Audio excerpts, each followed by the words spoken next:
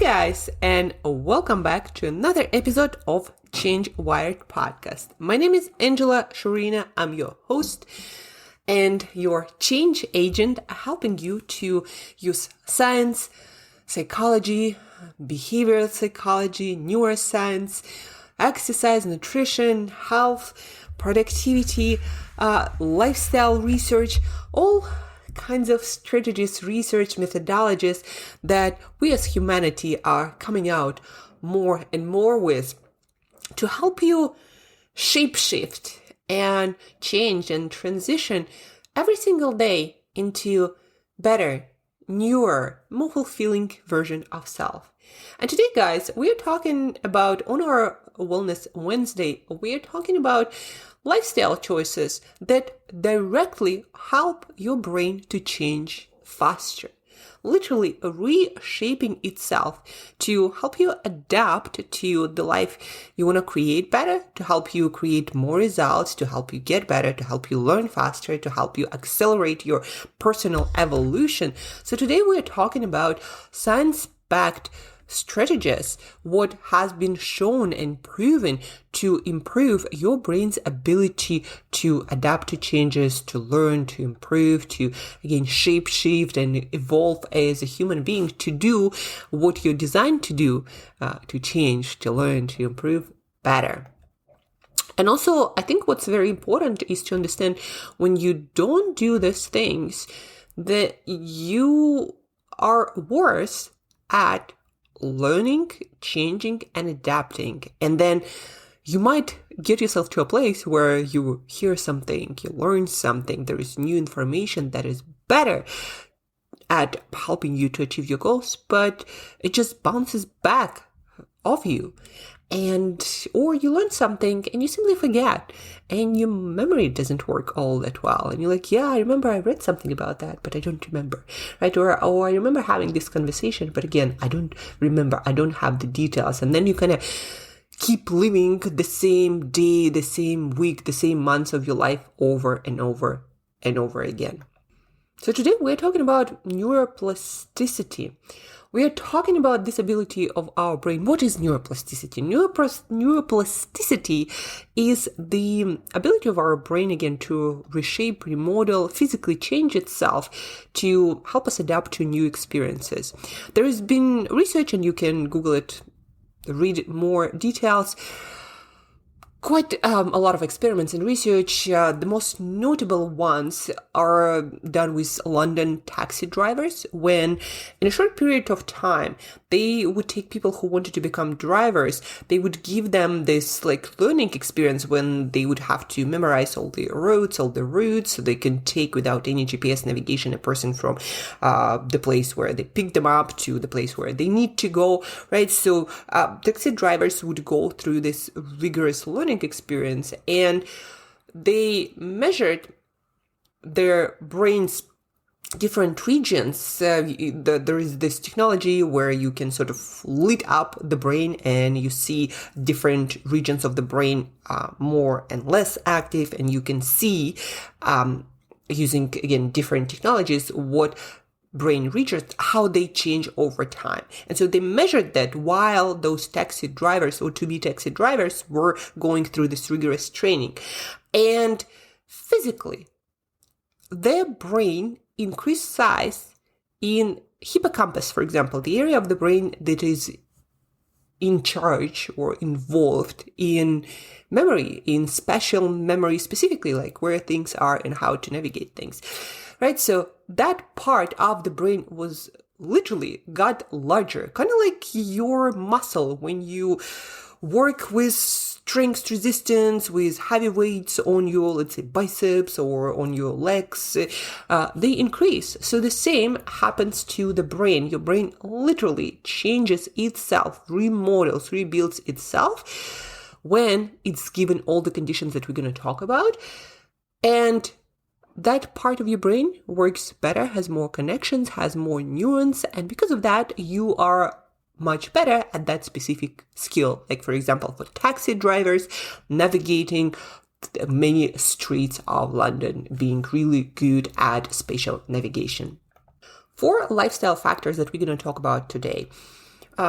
Factor number one is movement and exercise. When we exercise, our brain creates the substance BDNF, brain-derived neurotrophic factor. Don't ask me how it's made or why, but what researchers found is that when your brain releases it, it promotes growth of new neurons and new connections, which is needed to accommodate any learning, any change experience for you to evolve and get better, right? So for those taxi drivers to actually grow new brain regions to be able to better navigate streets of London, they needed brain-derived neurotrophic factor. And based on research, we can conclude that people who exercised probably got better at growing those brain regions than help them to do better job as taxi drivers, because not all those people who go through this training actually make it till the end and become taxi drivers, right? So exercise helps you grow new neurons and pathways and connections, so then you can get better at skill a lot faster. So exercise, and what scientists recommend 30 minutes, 3 to 5 times per week, swimming, biking, running, high intensity interval training. I personally exercise for 30 minutes every single day, and I make sure that I have an hour of walking, usually more, but that's my minimum to make sure that my brain is at its peak capacity or as close to it as possible, to help me grow, change, evolve, and move forward in my life, creating more quality and expanding my capacity. The next one, sleep. Guys, no matter what you learn throughout your day, whether those are physical skills, job skills, and your life skills, if you don't sleep well, you actually, just like with exercise and gains in the gym, actually most of the gains are done while you sleep. And so if you don't sleep well, you constantly deprive yourself of good quality sleep, or your sleep schedule is irregular, that also plays a big role. Sleep is your memory consolidation, your growing stage. Again, when you exercise with weight in the gym, your body also builds things up during sleep. For me personally, when I exercise more, when I go through intense periods of studying, I notice that I need more sleep. Like I literally need more sleep. So instead of waking up, let's say at before 4, when I got my 7.5 hours of sleep, I might wake up at 4:30 or even closer to 5, getting closer to 9 hours of sleep when I go through intense periods of either training or learning or both. All the learning, most of it happens during sleep. They did a lot of research actually when they would make people learn stuff, and then they would deprive some people of sleep the next night, and some people would get all the sleep that they needed. And so consistently, no exception, people who get all the sleep that they need remember more and better when they're tested the next day on the knowledge that they learned the previous day, right? So sleep is your knowledge building, experience building, change, personal evolution stage of your life. So when you shortcut your sleep, you make yourself much more you make yourself into an inefficient learner. It's kind of knowledge comes into one ear and goes out of the other ear. So sleep is a crucial factor in your capacity to learn, adapt, remember what you hear from other people, from your experience. So sleep is when you solidify that knowledge, make it become part of you, and when you change and you grow. So sleep to learn and to grow. Then we get into mindfulness and meditation. That also in research, good quality research, consistently has shown that people who meditate 10, 15 minutes a day, people who meditate consistently, who engage in some sort of mindfulness practice, which is at its core a practice of focusing your attention. And without focus, without attention, we actually can't learn. So in order to learn, we need to pay attention. And so mindfulness and meditation probably helps the most. Nobody really knows, like it's hard to test, but mindfulness and meditation works really well, probably because your capacity to pay attention and focus gets better. And back to the notion that your brain reshapes itself based on experience. Specifically, prefrontal cortex, the thinking part of your brain, the learning, the decision-making, the creativity part of your brain gets denser. So that grain matter with all of the neurons actually get denser. It's like becoming, instead of a spongy cake, I don't know, it becomes this dry bread where everything is just condensed and you have a lot more neurons, and people seem to get better at focusing, at paying attention, which is needed with an essential skill set to learn and be able to get any information in your head in the first place. So, learning, meditation, and mindfulness are practices that will enhance your brain's capacity to learn, to pay attention, to focus, which also is problematic for many people, and then also to learn, and as a result, to get better, evolve, and move forward. So meditate. I personally meditate every morning for 15 minutes a day. I do priming Tony Robbins. Google it if you don't know what it is. And then also midday, I usually do yoga nidra when I do body scan, focus on different parts of my body. So that's another mindfulness practice that I do every day.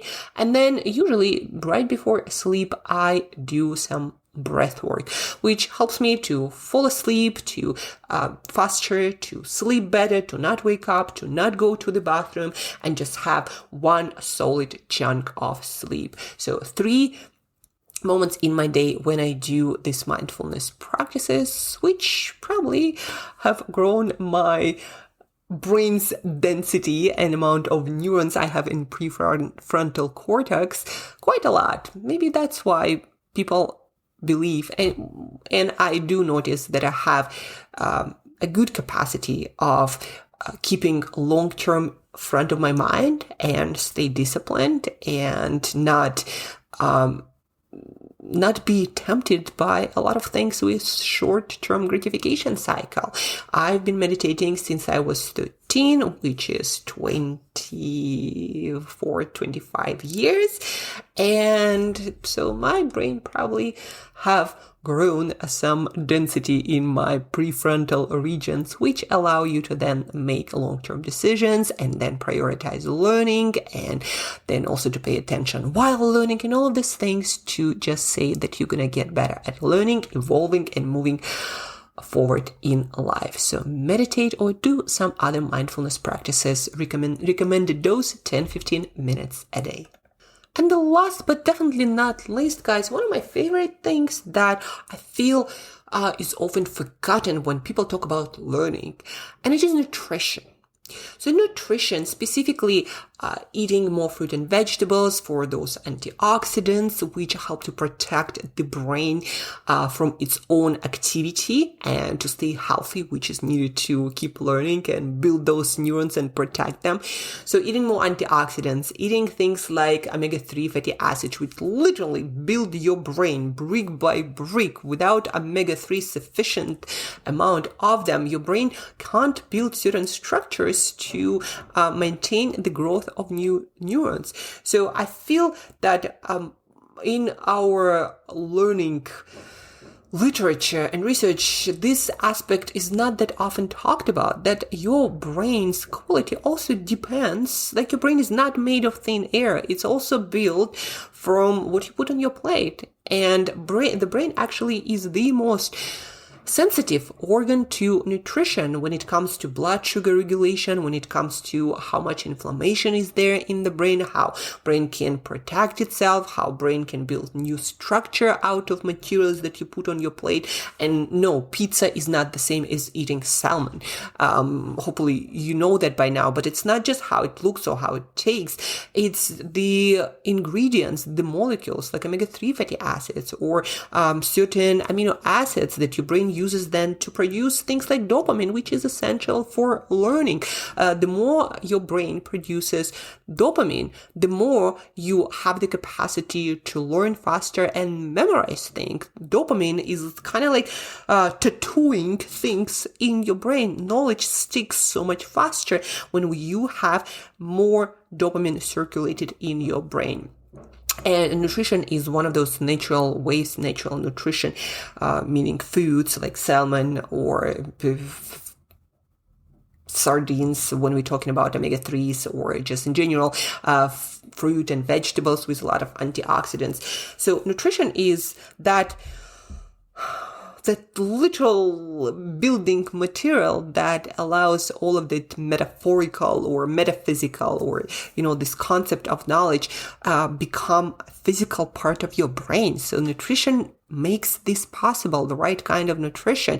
And again, that's where the amino acids that things like dopamine are made of, or omega-3s, which are used to build certain structures to support the growth of your neurons, the inflammation level, all of these things, they are super vital for your brain's capacity to learn, adapt, change, and evolve, and maintain a high level of learning intensity.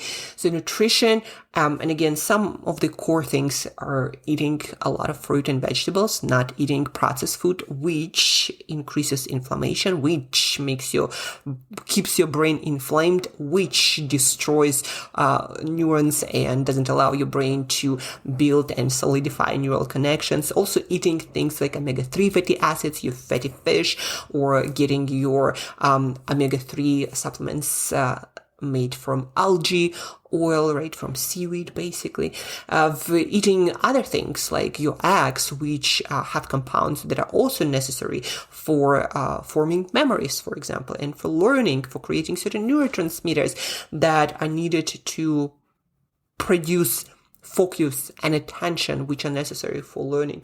So nutrition, specific nutrition, specific nutrients, specific, like again, omega-3s, or eating enough protein that has all the essential amino acids. So nutrition is very important for building the structures that help your brain to create and maintain learning. So let's sum it up.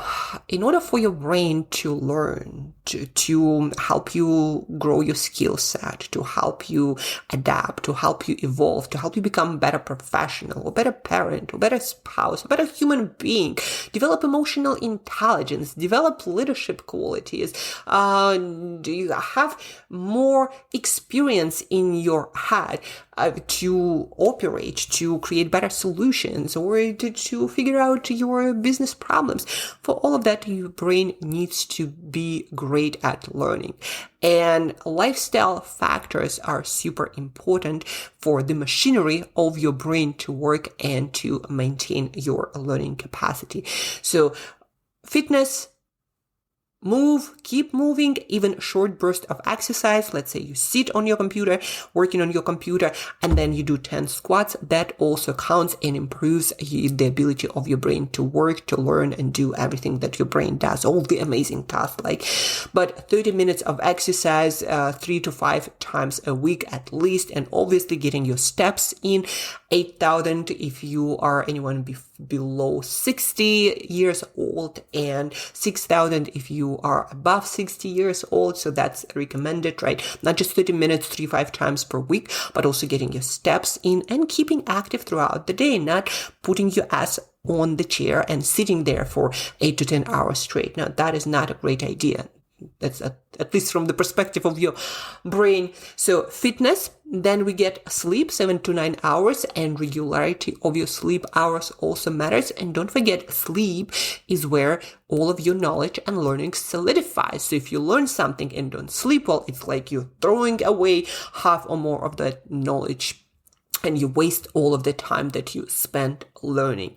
So sleep, then we get meditation, mindfulness, 10-15 minutes a day, which grows your prefrontal cortex, the amount of neurons you have there, and also helps you to get much better at focusing and paying attention, which is necessary for any learning to occur. If you don't pay attention, you aren't learning. And the fourth, the last but not least, is nutrition. Your brain is built of stuff that you put on your plate, and no pizza will not do. Your brain needs specific nutrients to maintain its fullest capacity to learn and adapt and stay plastic and evolve and grow as long as you are alive. Tony Robbins says, in life, we're either growing or dying. Well, these lifestyle factors and nutrition help you to get better at growing, so you're more and more awesome with every single day, with every single piece of information you learn. So you expand your capacity to do awesome things in life, grow professionally and personally. And so at the end of your days, you're like, I lived my life to the fullest and created some awesome experiences and developed myself into some amazing human being. So fitness, nutrition, mindfulness, sleep, this is your foundation, like 4 legs of neuroplasticity, of learning, of your brain's ability to change and evolve. Please do share this episode with at least one other person if you want all of us to get better at learning. Maybe somebody who you know don't pay enough attention to this, but they're really passionate about learning. So share this podcast with them and tell them, if you're so passionate about learning, you might be missing out on a huge chunk of it because you don't do these lifestyle factors. Also, guys, it would mean a huge deal to me if you could rate, review on iTunes, on Spotify, on wherever you find your podcast. Just put some, message there, or 5 stars, whatever is the quickest and the fastest. That helps this podcast to go into more ears. And guys, thank you for listening. Thank you for tuning in. So maybe after this podcast episode, do a short session of mindful meditation. Pay attention to your breathing for, let's say, 5 minutes, which will help you to grow more neurons in your prefrontal cortex, learn better, evolve, and create better and better life experience. Thank you guys for tuning in. Till next time, keep learning, keep growing, and stay change wired.